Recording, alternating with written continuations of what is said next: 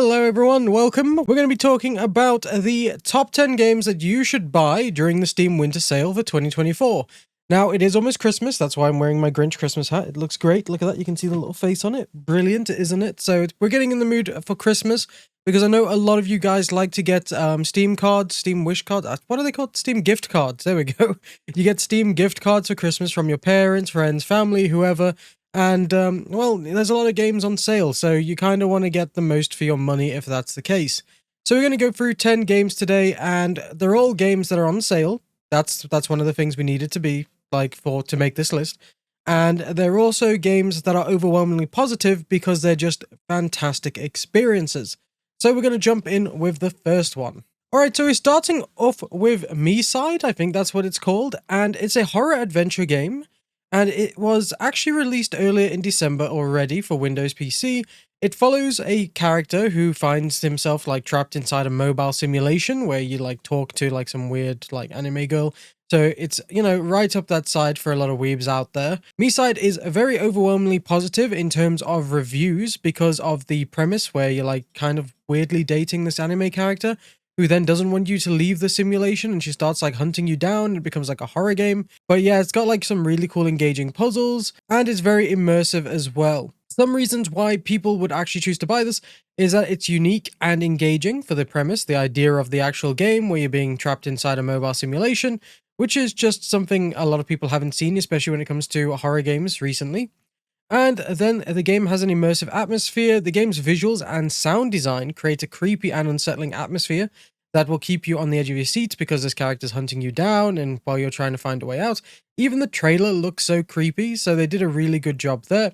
The game does feature a number of different puzzles that will challenge you and keep you thinking while you're being hunted down as well. Overall, it is a horror game though, so if horror games aren't your thing, then this is probably one you should skip. But if you want to challenge yourself to a new genre and play a horror game, this would be a really good one to try. Okay, the next one on the list is actually one of my favorites. This game is fantastic if you're looking for a two-player game. If you need a game to play with a friend or family member over the Christmas holidays, then this is the game for you.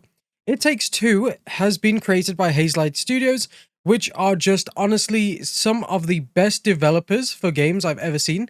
This team knows how to make the best co-op games out there. They did It Takes Two, the Prison Break, what's it called, A Way Out, and they've got a new game coming out in 2025 as well, which I'm definitely going to be playing. I think a lot of people who played It Takes Two will play that game. But yeah, so It Takes Two is where you play as a married couple called Cody and May. They get transformed into dolls because they're looking at divorcing and their daughter put a weird curse on them. So they're going through a whole bunch of different puzzles and varieties of levels with gadgets and adventures, trying to break this curse, and it is just mind-blowing. The visuals in this game are absolutely stunning. Every single thing about this game is unique. Every level you go to, you're wow, this just blew my mind. How can this game get any better? And it just does. Honestly, It Takes Two is a game that you can replay with a friend or family at any point. And it's just a good time overall. Every time you play it. Like I say, it's unique and innovative every level.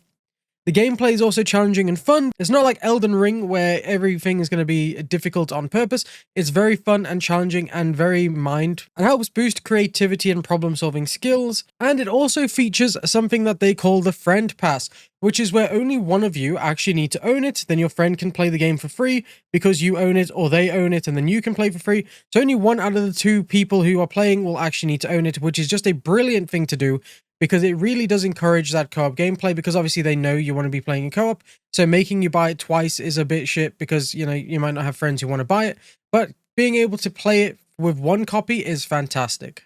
Next on our list is The Forest, which is an open-world survival horror game as well, which is our second horror game on this list today. You're a lone survivor of a passenger jet that crashed, and you find yourself in a mysterious forest battling to stay alive against a society of cannibalistic mutants, and, just in general, hunger and water. It's your usual crafting survival game. You can play this with a number of friends too. I actually played this and it was a great time. The reviews here are overwhelmingly positive as well, like I stated at the start of the video. It is really a fun time if these are your type of games. If you're into, Any type of survival crafting game, really, Power World, Minecraft, that type of thing. The forest is going to be a really good challenge. Obviously, this one is for older players, not the younger generation. So just be aware of that due to the like horror aspects and the cannibalisms and all that type of stuff. It has a very deep crafting system where you can chop down trees to build a camp, start a fire to keep warm, scavenge food to keep yourself from starving, find and plant seeds to grow, your usual crafting survival systems. The atmosphere is absolutely scary because of the survival horror vibe. The mutants will approach you and they just make some weird sounds and they'll attack you from like groups, and you can literally find them all over the place and doing their own thing and kind of basically living in the world, which is just super cool. The open world exploration is also a lot. There's like a whole dense forested world, and it's got hidden caves and underground lakes and unsettling secrets, as they say. It is just a really good vibe. If you haven't played The Forest, I would recommend playing The Forest and then trying the Sons of Forest game. I don't think Sons of Forest is as good as The Forest because I think The Forest just had one of those like atmospheres around it where it just kind of blew up the internet for a little bit when it came out. So definitely try this game. It's a brilliant time if for you and your friends, alone or with obviously co-op. Next on our list is Euro Truck Simulator 2. This isn't really one of my type of games, but a lot of you like these type of games. Simulator games are always great, and Euro Truck Simulator is a classic. It's overwhelmingly positive. It's been bought by so many people, and so many people are still playing it today, and this game came out in 2012. So here, obviously, it puts you in the driver's seat of a big rig hauling cargo across a realistic depiction of Europe. But it's a very relaxing and immersive game because you're literally cruising down the highway, listening to your favorite radio tunes, and enjoying the scenery as well, which is just absolutely beautiful. That's why I like driving in real life and going for long road trips, because it is fun. It does apparently feature a realistic driving experience as well, due to the detailed truck models, the realistic physics, and a vast road network based on real European locations, which you'll need to manage your speed, fuel consumption, and fatigue as well, just like a real driver. It also does feature deep customization, where you can customize your trucks with paint jobs, accessories, engine upgrades, and more, so you can actually personalize your truck and feel more immersed with the game. Apparently, the game does feature a sense of progression too, where you can start from a humble truck and start building a successful trucking company as a rewarding experience part of the game. The game also features a large and dedicated community that creates a wealth of mods, adding new trucks, maps, trailers, and gameplay features. This is all on top of the actual DLCs that have been released from the company as well. Because it's been out for like literally over 12 years now, there's just so much content with this game. Literally, I'm looking at it right now on Steam, and it's £4.22 in the UK, which is a massive sale of 75% off. And for all that content, that really is a bargain this Christmas. Alright, so next on the list again is Stardew Valley. And if you haven't heard of Stardew Valley, I'm pretty sure you've been living under a rock for the last couple of years. This game is over 8 years old now, and it's an incredible popular indie game where you're literally just running a farm and meeting townsfolk. And I know some people like to get weird and start marrying the townsfolk, but hey, you know, I'm not going to judge you. If that's your thing, then you do you. But yeah, here you go and build your literal dream farm. You can grow a variety of seasonal crops, raise animals, craft goods, and make your farm your very own, which is exactly what brings people in with this game. You get to be part of the community where you can literally meet over 30 different unique villagers. You get to know them, make friends, and like I said, even find love and start a family.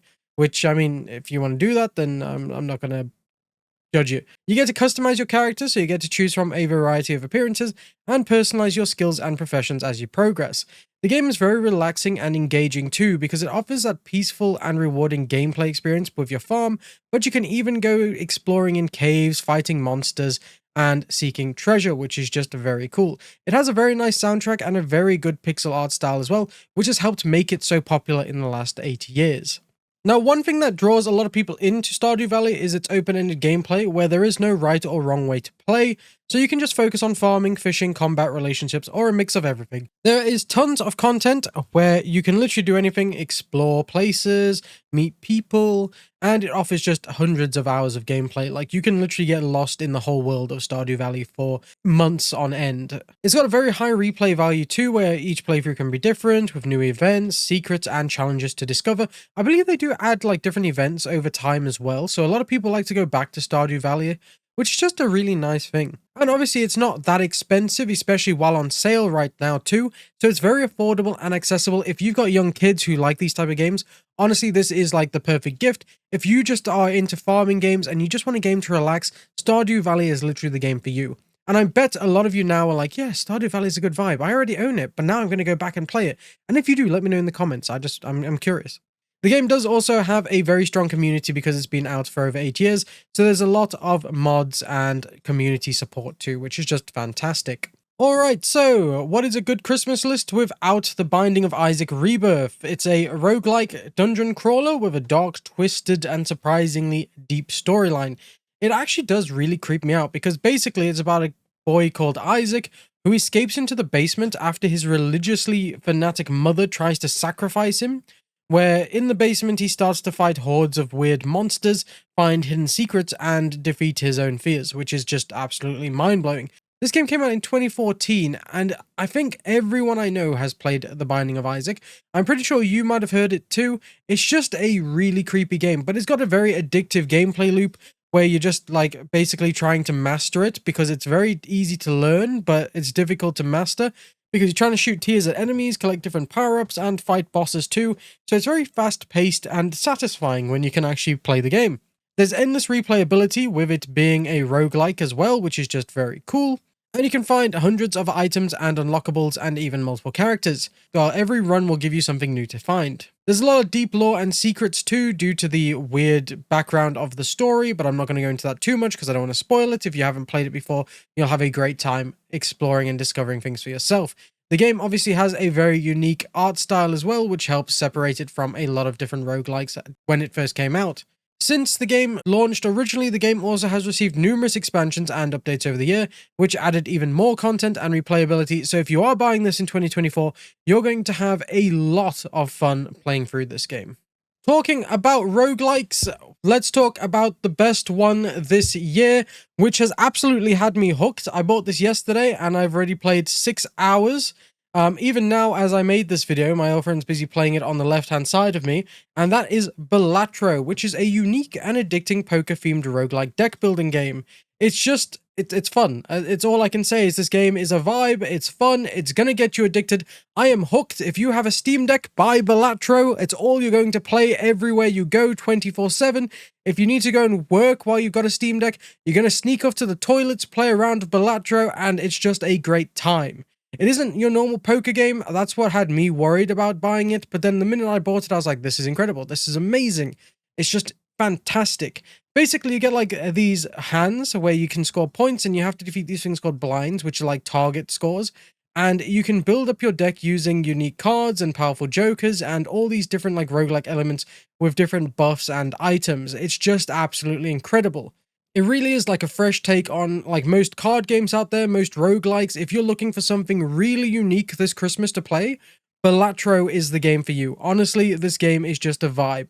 Every time you finish a run, you're like, yeah, just one more run. I shit you not, me and my girlfriend were up until 1 a.m. last night because we were like, no, we gotta win. One more run until we win. When we finally got that win, it was 1 a.m. Then I made this video, so here we are. But yes, Balatro is a fantastic game. Please pick this game up on sale. It's won a load of awards at the Game Awards. I can't speak badly about this game at all.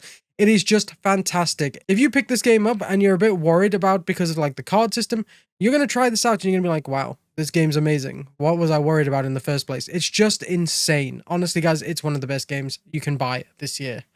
Alright, next on the list is Sekiro Shadows Die Twice. This is an action-adventure game developed by From Software, who did Armored Core and Elden Ring. So you already know that that studio is very positive and is just a very good time with their games.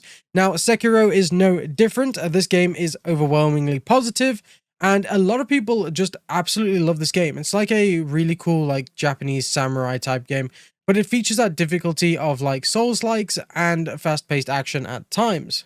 Here you play as a shinobi known as Wolf, where you're tasked with rescuing your young lord and taking revenge on a samurai clan. It's just really cool because it's very sword-focused combat, so it emphasizes on precision and timing due to the combat system, just like Elden Ring.